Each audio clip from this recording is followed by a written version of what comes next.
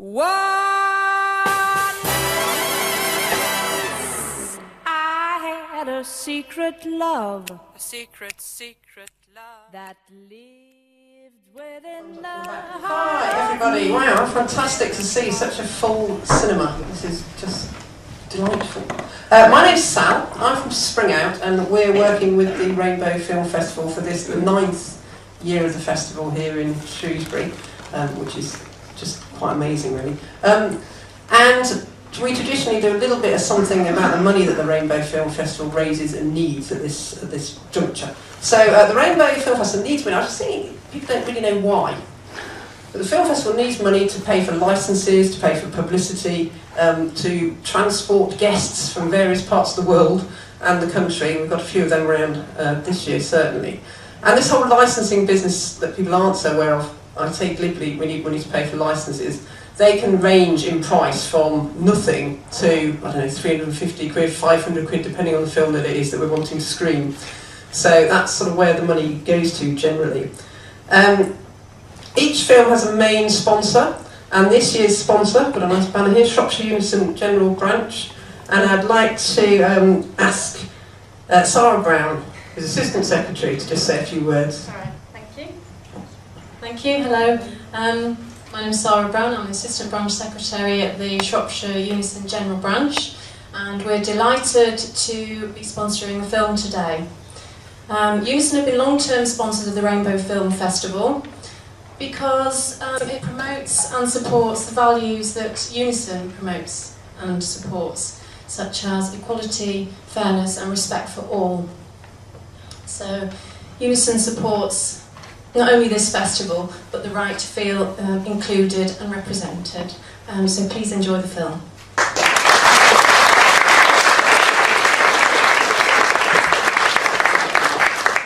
Okay, just before we start, say a few words about the film itself. The task we set ourselves in terms of finding this film was to find something that represented women, and specifically represented lesbians who are out there sort of at the front of social change. And there aren't many films that do that. Believe you me, we did a bit of searching to do. That's not to say the women and lesbians aren't doing those things, they're just not documented in film. And we've had some fantastic films over the years. We've been watching Harvey Milk, Vito Russo, various men at the front sort of leadership and forging those social changes, and we just don't have those films of lesbians doing that. So we searched on the internet, 4 o'clock in the morning, quite a lot of mornings, following hyperlinks, looking back at other film festivals all around the world to see what other people have been showing, and it's not surprising that the films we came up with come from America. They're both quite old films, and they were both made on VHS, so you'll be seeing them looking a bit square on your screen as opposed to the usual cinematic. They've done a fantastic job here, brushing up those films to make them into a viewable format for us. And we're just so delighted to be able to show them. We've got 2 different distributors, Frameline and Women Make Movies, and they too were just chuffed to bits that we're showing them at this festival, and we hope that you enjoy them. There is an awful lot in these films. We're very, very proud to be screening them, and we hope that you will join us in the cafe bar after the filming for some discussion about them and some completion of your feedback forms, of course. So please do enjoy the films. We've got an hour for the first one, which is No Secret Anymore. Then we'll go straight into a sort of discussion. It's billed as a Q&A, but it is more of a sort of discussion with Jane Traies and Sue Gorbing at the front here, and then you'll have an opportunity for comments, questions, about half an hour, and then we'll go straight into the second film, Some Ground to Stand On, with the utterly delightful Blue London. So stay for that.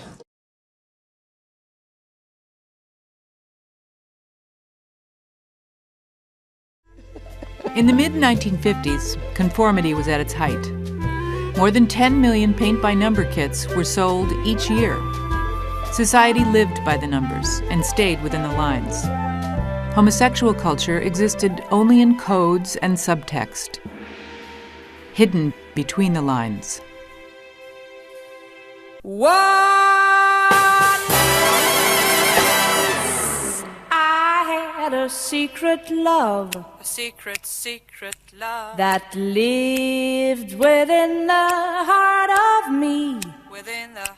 of me. And she arrived, and she had on, open-toed pumps and a little green gabardine suit, and she was carrying a briefcase. And never before had I seen a woman carrying a briefcase. I had a party at my apartment for her and invited all the folks from work. And she spent most of her time in the kitchen with the guys who were trying to teach her how to tie a tie and smoking cigars. She said I was her good, straight friend. But she always accused me of flirting with her, too. And flirted with everybody. In the bars, you were just interested in getting drunk and in finding a partner. I think the contribution that Dell and Phil made was tremendous in the founding DOB and helping people get out of the bars and organize and try to do something worthwhile as a group.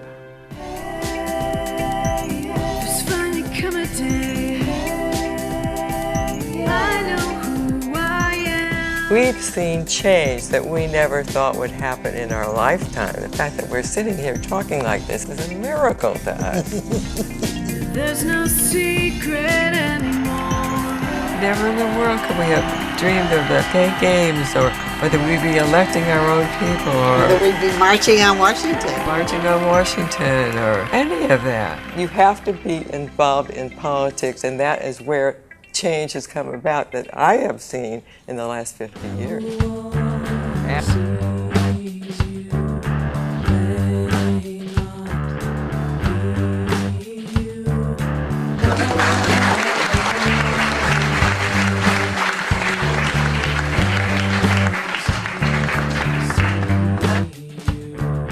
On Wednesday, before this festival began, I went with some friends who are here to see Pride. And Pride is a brilliant film. If there's anybody in the room who hasn't managed to see it yet, you've got to see it before it goes away, because you will laugh and you will cry and you'll have a great time. And then the next morning, if you're me, you'll wake up and think, but. Because it's brilliant in every way except that the lesbians get a really raw deal in it. Yeah. And I think this film just reminds us that right through that age of activism, right through all those liberation movements, right through our history, they were there, and they weren't just making the tea, and they weren't just making themselves ridiculous by being feminists, which is rather what Pride suggests. They were actually doing that stuff, and they were important political achievers. We didn't see it in the film about Harvey Milk, we didn't see it in Pride, we don't see it in mainstream movies because mainstream movies aren't about women's achievements.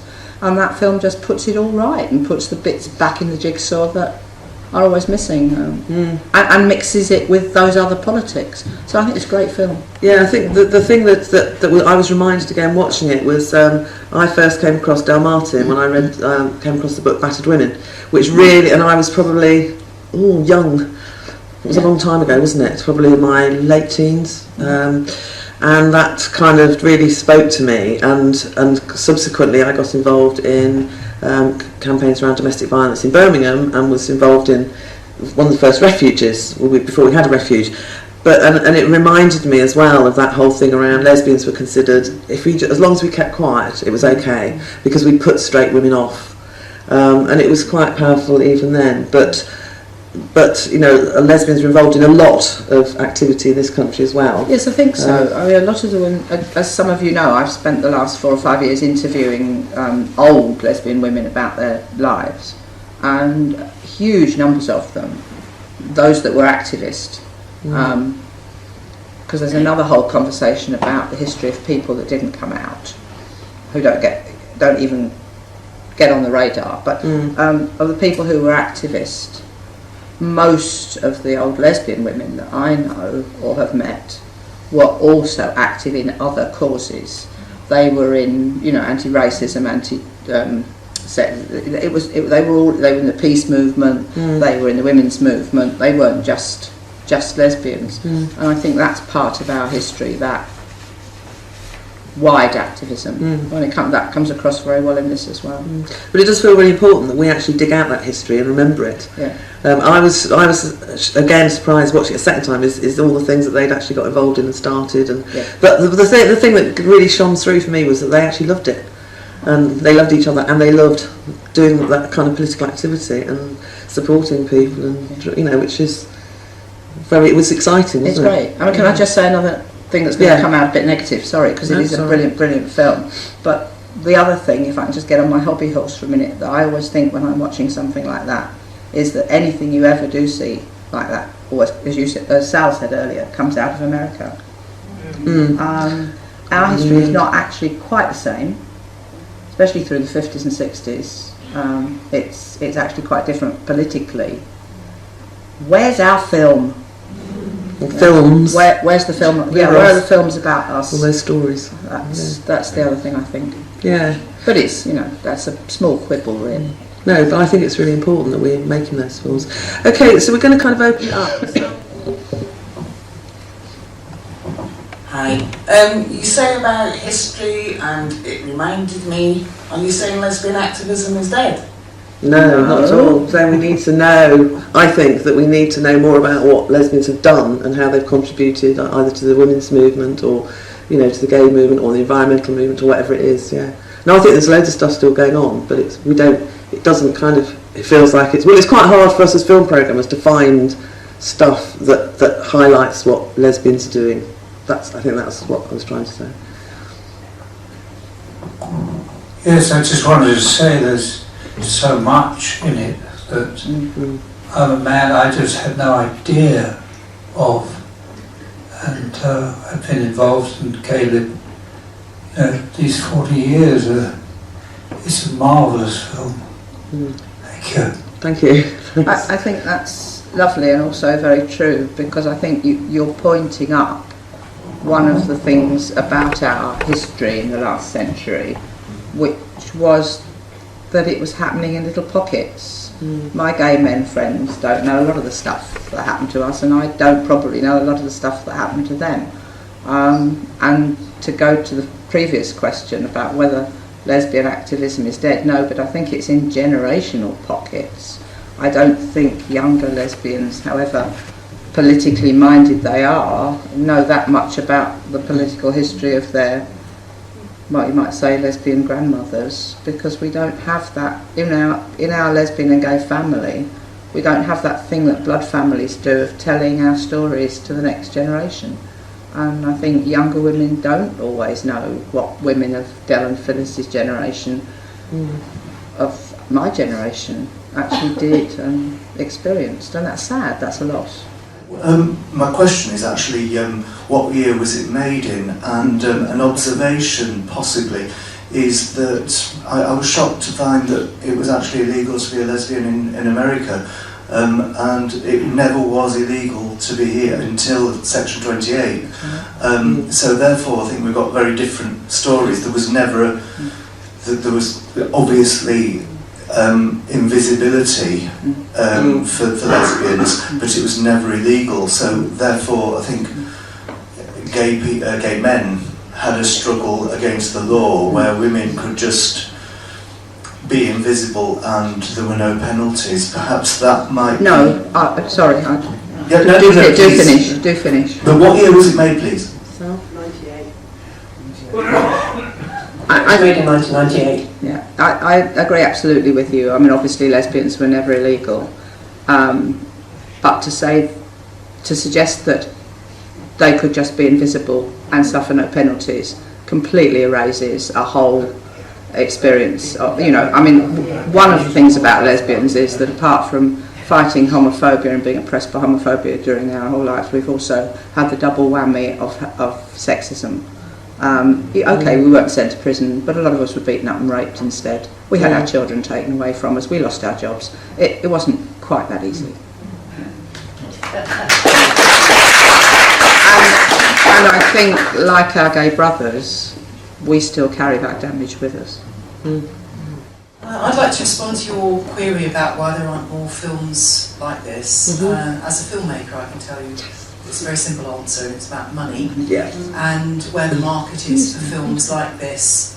I'm here. Yeah. Oh, you're there. Yeah. Right. Sorry, couldn't see. And my partner, filmmaker, and I are trying to record histories of gay history, women in particular, And it's a very costly, time-consuming business, and nobody really wants to contribute to that. So it's a labour of love or passion, whatever you like to call it.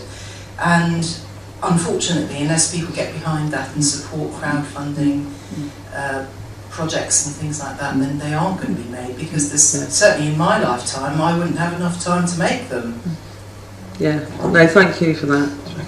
I mean, I think that's absolutely key, and it would be great if, you know, if there were kind of ways of actually accessing some of the money. I mean, there are a lot of gay films that are directed by and directed at gay men, and there's a lot more money in that sector, and we could go into all sorts of reasons for that, not least that women earn less than men. There's, you know, there is less money around, but that's something that somehow we need to kind of be tackling to make that stuff. Thank you. I was really struck by the political stuff and the and how I feel that we've forgotten how to organise collectively in this country, and it's like the I don't know, the spark.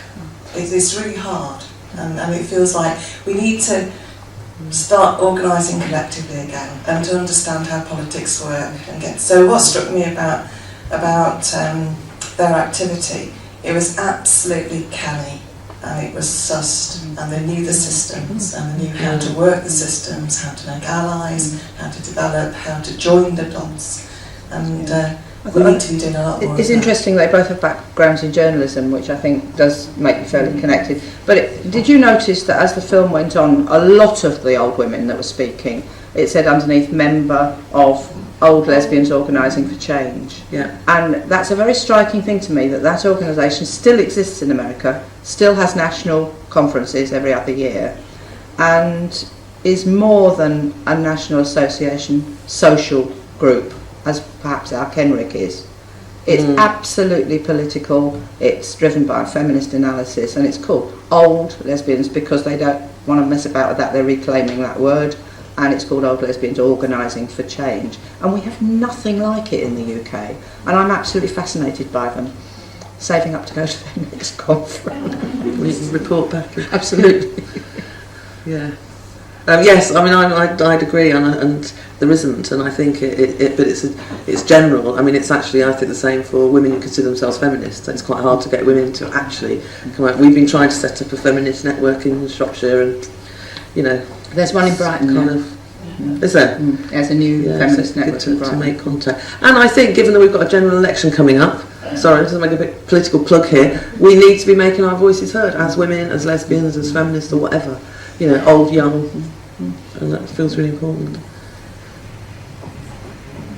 I think there seems to be a gap between the suffragettes and then the lesbians getting on, read the speaker behind me, collectively getting together and going forward in a specific way. And hopefully there will be more money around after the next election. We can hope. We can hope.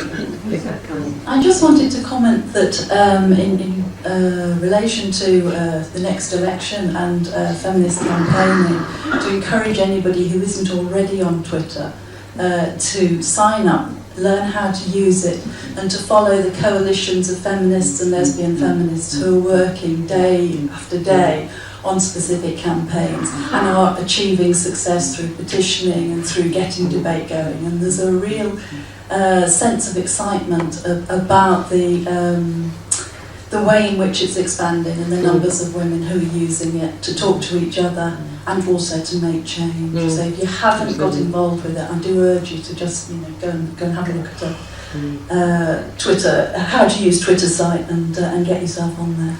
I'm struck by a brief comment towards the end of the film about the issue of old lesbians and gays in care, and practically everybody in this room in the next 50 years is going to need care of some sort or another, and it is actually something we can in Shrewsbury do something about. I'm allowed to mention names, but we have a small organisation called SAND, which stands for Safe Ageing, No Discrimination, and it is just about that. and we are hoping to do great things. In fact, we're beginning to do them. Can I just mention one thing about that film, where I think it misses a trick? Think back to the little section where it showed the covers. Microphone. Sorry, where it showed the covers of some of those, quote, trashy novels.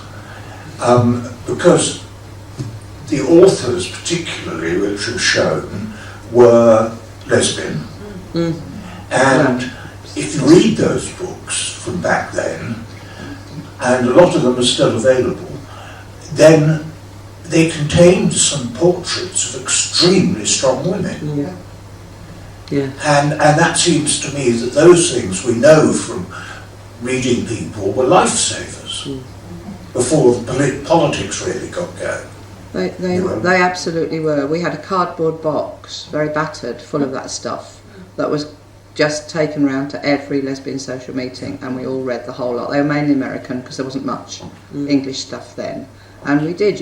I mean, it's like now, we'll read anything or go to see anything that's about us. But I have to say, most of them ended up with the lesbians either having to get married or dying. You know, I mean, it was still imbued with that sort of internalised homophobia that we took so long to get rid of. But agreed, yeah. I mean, precious stuff. But okay, I just kind of think I'd like to wind up now, but I just wanted to mention Jane has been doing some amazing research about old lesbians. Old lesbians. And you have interviewed how many old lesbians? Well, I only interviewed about 40 or 50, but I That's quite a was lot. very fortunate to have a very overwhelming response to a survey which I did.